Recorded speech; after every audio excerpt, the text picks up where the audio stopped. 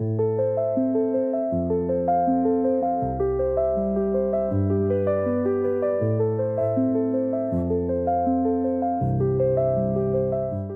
and welcome to the Evercade Retreat. My name is Gene Joke and today I'm ranking and reviewing the games from the Piko Arcade Collection Volume 1. All the other arcade collections on Evercade have been essentially from one publisher, Jalico, Toa Plan, Data East, and so on and so forth. You get the picture.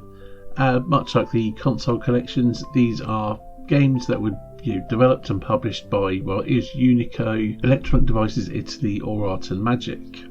Piko didn't release them themselves in the arcade. These are games they picked up the rights to in the years since their original release. Anyway, it doesn't make a huge difference. It just means there's perhaps a bit more of a haphazard approach to these in some ways. And there's definitely a feeling that these games are essentially like knockoffs of popular games. It's like we've got Street Fighter at home, or we've got Bomberman at home, which I'll get into as I go over the individual games. But you get the picture. These aren't the big, exciting titles that you knew. But are they any good? Well, as usual, I will start at the bottom with my least favourite and work way up to my favourite on the collection and, give you my opinion. Worst up is Dragon Master. This is a one-on-one fighting game from Unico. It's very much a knockoff Street Fighter 2. On the graphics front, I think it's absolutely fine. The character design isn't particularly exciting or interesting. They all seem very generic or familiar. Perhaps there's reasons for that. Maybe they're lifted from other games. The backgrounds are quite nice. The sound and music are perfectly fine. Presentation is okay, with some weird, translation of taunts and things between matches. But the gameplay is where it falters. The jumping feels floaty. Nothing feels quite right or satisfying enough. The hit detection doesn't seem very worked out, and some of the attacks seem very hard to block or to dodge, and other ones, essentially it feels like it needed a fair bit more time in the oven. Like this is a good demo or prototype of a game, but not quite there. And there's the whole spirit damage thing. Some of the damage you do or take from enemies can be wildly inconsistent. Check out Crow Continuum's review of the collection for that. He goes into it quite well, and I won't bother repeating it. But yeah, it really affects the game. It's also very tough in single player mode, mostly because of those things. You think, I'm doing really well, and find you've hardly damaged your opponent, then he hits you 3 times and you're dead, or vice versa. Yeah, it's just really not a very good fighting game. And staying in the same vein, next up is Master's Fury, also from Unico, and also a one-on-one fighting game. However, this one isn't so much we have Street Fighter 2 at home. This is we have insert Neo Geo fighting game name here at home. It clearly lifts a lot from those, and it has a lot of the same faults as Dragon Master does. While it doesn't have the spirit meter and the problems associated with that, the hit detection is a bit iffy, and overall the characters just don't feel or move that well. The size of them, they feel like they're too big on a screen in some ways. There's no scaling in and out. It does look nice, and again, the music is pretty good. It's like, they've got the basics right, but the actual gameplay itself just doesn't really come together. But I do think it plays a little bit better than Dragon Master as a whole, which is why it's next on the list. But ultimately, if I'm going to play a fighting game on the Evercade, I'm just going to go right to Fighter's History. So next up we have Diver Boy from Electronic Devices Italy, and this is essentially an inverted version of Bomb Jack. And that works fine. You, instead of jumping up the screen and collecting things, you're diving down and collecting things, avoiding the enemies. Maybe call it like an elimination platformer or a single screen collect 'em up, I don't know. It appears to have a number of sound effects lifted straight out of things like Tumble Pop or Data East games. At first it seems like it's quite a fun game, and I suppose it is. If you're going to put in 1 credit and see how far you can get, you can have some fun with this game. However, after a certain point you'll get to a few levels and the boss which just seem ridiculously difficult without pumping in loads of credits, which is fine on the Evercade because hey, they're free, but back in the day would have been frustrating. But yeah, essentially it just becomes a case of feeding more credits in, fighting this boss or doing these levels, and it becomes less about skill and more about how many times you want to press select to add credit, and it really sucks the fun out of it. It's it's an okay Bomb Jack clone with a bit of a difference. It's very generic. It feels like there's a lot lifted from things, but yeah, you can have some fun with it, but don't expect too much, and trying to play it to complete it will suck all the joy out of the game. And next it is back to Unico with Burglar X, which is a top-down collect 'em up, I suppose. You run around levels, headbutt dice and enemies, collect things, and when you've collected enough things, you go on to the next level. You also have a fart attack, which is what most people remember about this game, and maybe the hideous pre-rendered graphics, because they're ugly. But yeah, the basic gameplay, it can be fun for a bit, and farting on enemies is fun for a bit. Yeah, once again, it starts off pretty good. It's a bit of silly fun, and there's some bosses in there which are okay, but ultimately it just gets a bit tedious before you finish it. It doesn't change. There's nothing really added to the game as it progresses. So overall, it's fine. It's not terrible, but it's not amazing. You'll have a bit of fun with it for a little while, but once you've done the initial playthrough and that, unless you're in some kind of like score chasing competition with others, you're probably not going to come back to it. And next we have Ultimate Tennis by Art and Magic. Now, I believe Art and Magic are the same people that developed Agony for the Amiga, so if you're an Amiga fan, you know Agony. That might be a fun little factoid for you. But it has no real bearing on this because it's a completely different style of game, and it's a tennis game. It's an arcade tennis game as well, which means you have limited game modes, but I think it is possibly the best tennis game on the Evercade, except it's buggy as hell. I noticed when playing this to do this video that the game didn't have a load last save function like most games do, so I made a save function, and after I made the save, just to see why I didn't have that if I could play the save, basically whenever I loaded the game on the VS there was no ball, and I had to go and play it on the Super Pocket to play with the ball and to get the game functioning, and it's quite a buggy game. Now, from my understanding is the game itself is quite buggy and throughout the emulation, and that's why they didn't have the load last save, to almost discourage people from using saves, because on an arcade tennis game, what's the point of saving really? You don't need to. And I only did it because I noticed it wasn't there, so my bad, maybe, self-inflicted, I don't know. But it really hampered my enjoyment of the game. But otherwise, it's quite a fun tennis game. It works pretty well. It's not perfect, but I had some good rallies with it, had some fun, progressing through the championship. But yeah, just that buggy nature of it and the issues. I don't know if it's related to any updates or patches, or if it could be updated and fixed. I really don't know. But there's a good game here, but you're not quite able to get the most out of it, unfortunately. So yeah, maybe don't make any saves on this game, which is a shame because I do like a good tennis game, and like I said, this is probably the best one on the Evercade aside from the issues with it. And next we are back to Unico with Magic Purple. This is an elimination platformer, so like a single screen platform where you run around taking out enemies and collecting things, although it's not quite single screen because there is scrolling. Every so many levels you'll fight a boss. The graphics and music are all quite nice here, and you control a purple bird, chicken, duck, or whatever you're supposed to be, and you punch and shoot things. And strangely, if you kill or certain enemies, you'll get like a roast chicken, which you collect. Does your bird eat them? Is it like cannibalism? I don't know. It's a pretty good one, but once again, it's very much a knockoff of things like Snow Brothers or Tumble Pop. It doesn't have that sort of mechanic which makes it fun, like whether it's sucking up enemies and setting them flying across the screen, things like that. It lacks a little spark to make it more than it is, whether it be through some gameplay mechanic or something in a scoring system. It just doesn't have that extra little thing which would make it a great one. But yeah, it's perfectly fine, it's perfectly functional, it's a knockoff Tumble Pop or whatever.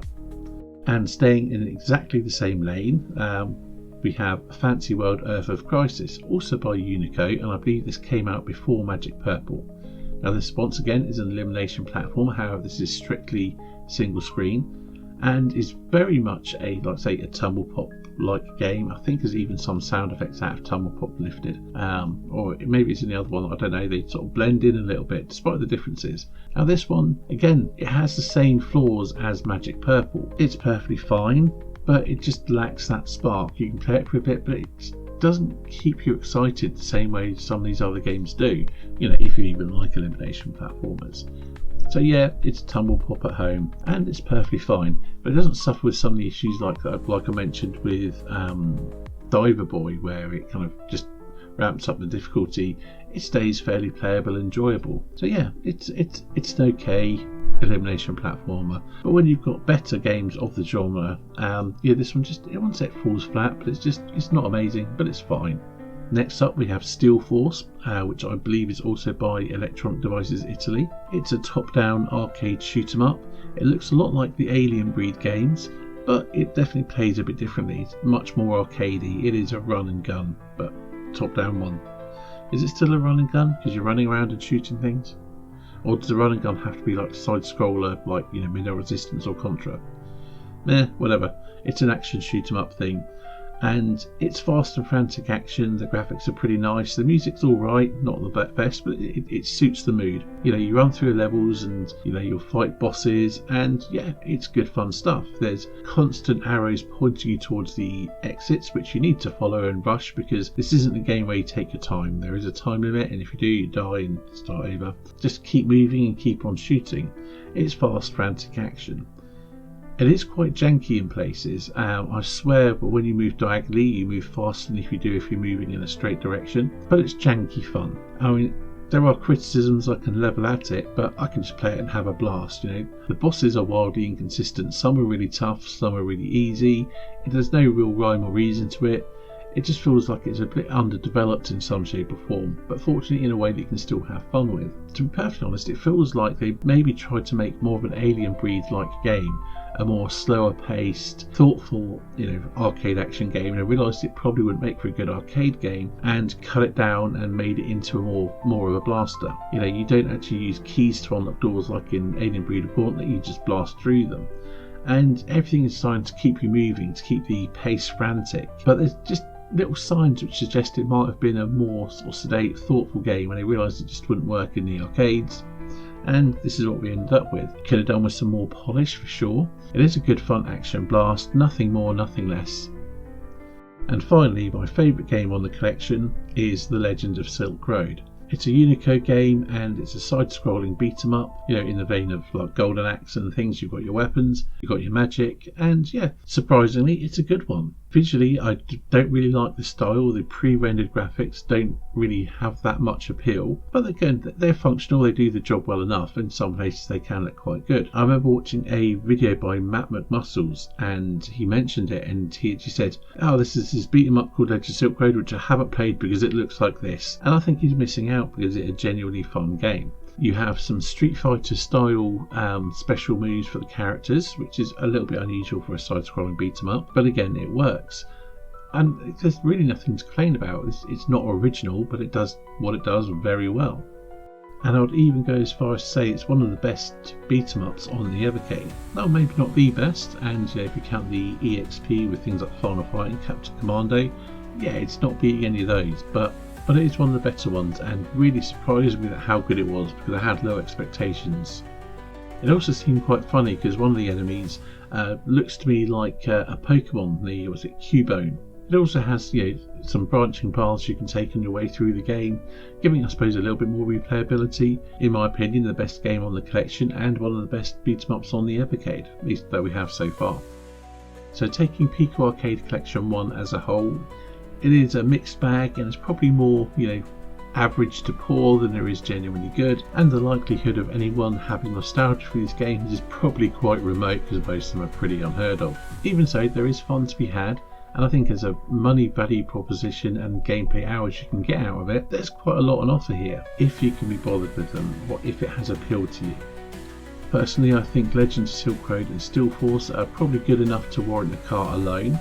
I mean, not in the same territory as like the games off the dual carts, but they are good fun, and with the rest to round it out and the variety of games on offer, I think it's worth picking up. I'll say I'd give it a 6.5 out of 10 overall. But yeah, that makes it an okay cart in my collection, just nothing particularly amazing as a whole. Anyway, that's enough for this video. There will be more coming up soon, and as usual I'll go out with some silly song based on one of the games.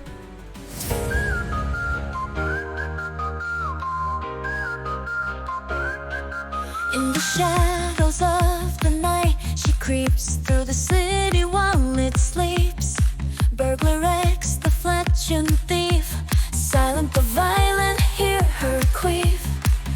Lock-picking skills, a thief's delight. With every step she rolls the dice. Burglar X, the flatulent thief, silent but violent, hear her queef. Through the dark she makes her mark. Burglar X, the thief of farce.